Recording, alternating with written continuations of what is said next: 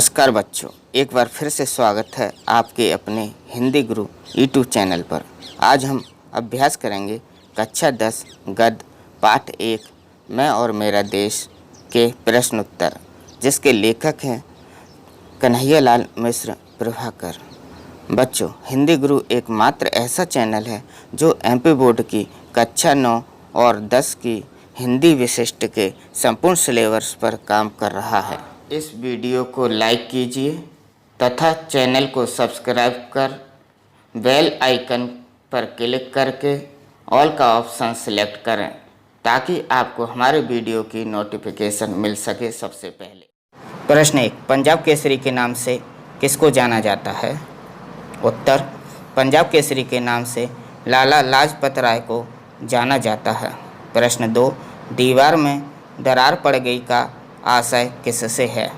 उत्तर, दीवार में दरार पड़ गई से लेखक का आशय उसके मन में जो पूर्णता का आनंद भाव था उसमें उसको कमी का अनुभव होने से है। प्रश्न 3, जापानी युवक ने स्वामी रामतीर्थ को दिए गए फल के मूल्य के रूप में क्या मांगा था?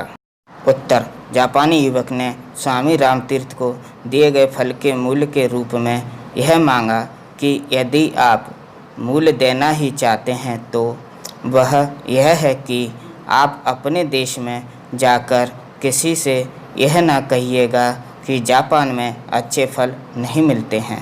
प्रश्न 4, बूढ़े किसान ने राष्ट्रपति को कौन सा उपहार दिया था? उत्तर, बूढ़े किसान ने राष्ट्रपति कमल पाशा को मिट्टी की छोटी हांडी में अपने हाथ से तोड़ा गया पाव भर शहद दिया था। प्रश्न 5, तेजस्वी पुरुष लाला लाजपत राय की दो विशेषताएं कौन कौन सी हैं?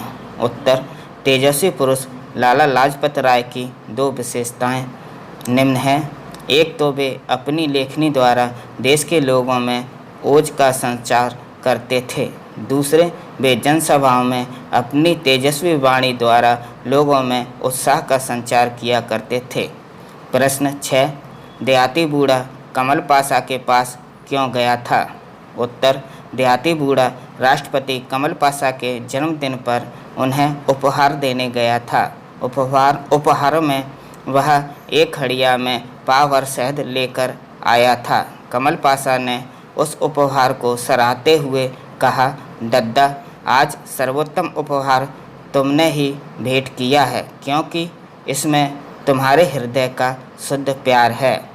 प्रश्न 7, स्वामी रामतीर्थ जापानी युवक का उत्तर सुनकर मंत्रमुग्ध क्यों हो गए? उत्तर, स्वामी रामतीर्थ जापानी युवक का उत्तर सुनकर इसलिए मंत्रमुग्ध हो गए क्योंकि उस युवक ने अपने कार्य से अपने देश के गौरव को बहुत ऊंचा उठाया था। प्रश्न 8, लेखक के अनुसार हमारे देश को किन दो बातों की सर्वाधिक आवश्यकता है? उत्तर, लेखक के अनुसार हमारे देश को दो बातों की सर्वाधिक आवश्यकता है, एक शक्ति बोध की और दूसरी सौंदर्य बोध की। हम यह समझ लें कि हमारा कोई भी काम ऐसा ना हो जो देश की कमजोरी की भावना को बल दे या कुरुचि की भावना को। हम कभी भी अपने देश के अभावों और कमजोरियों को सार्वजनिक स्थलों पर चर्चा ना करें और ना करने दें, ना तो गंदगी फैलाएं और ना गंदे विचार व्यक्त करें। प्रश्न 9, देश के सामूहिक मानसिक बल का ह्रास कैसे हो रहा है? उत्तर, यदि आप चलती रेलों में, मुसाफिर खानों में, चौपालों और मोटर बसों में बैठकर देश की कमियां और बुराइयों की चर्चा करना अपना धर्म समझते हैं और यदि दूसरे देश की तुलना में अपने देश को नीचा या छोटा मानते हैं तो आप देश के सामूहिक मानसिक बल का ह्रास कर रहे हैं।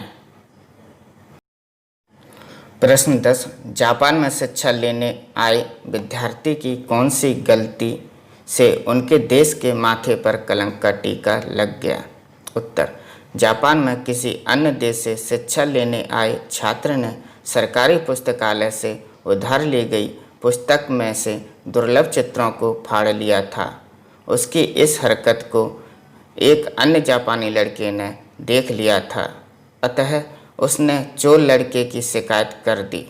पुलिस ने उसे पकड़ लिया और उसके कब्जे से चोरी किए गए चित्रों को बरामद कर लिया। फिर उस लड़के को देश से निकाल दिया गया था।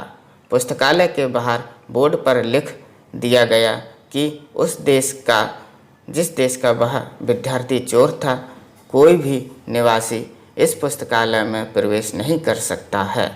इस प्रकार इस विद्यार्थी ने अपने नीच कार्य से अपने देश के माथे पर कलंक का टीका लगा दिया था। प्रश्न 11, देश के शक्ति बोध को चोट कैसे पहुंचती है? उत्तर, कभी आप बात बात में सार्वजनिक स्थानों पर, क्लबों में, मुसाफिर खानों में, चौपालों या मोटर बसों में बैठकर अपने देश की कमियों को उजागर करते रहते हैं या देश की निंदा करते रहते हैं या फिर दूसरे देशों की तुलना में अपने देश को छोटा या नीचा बताते हैं, तो निश्चय ही आप इन कार्यों से अपने देश के शक्ति बोध को चोट पहुंचा रहे हैं।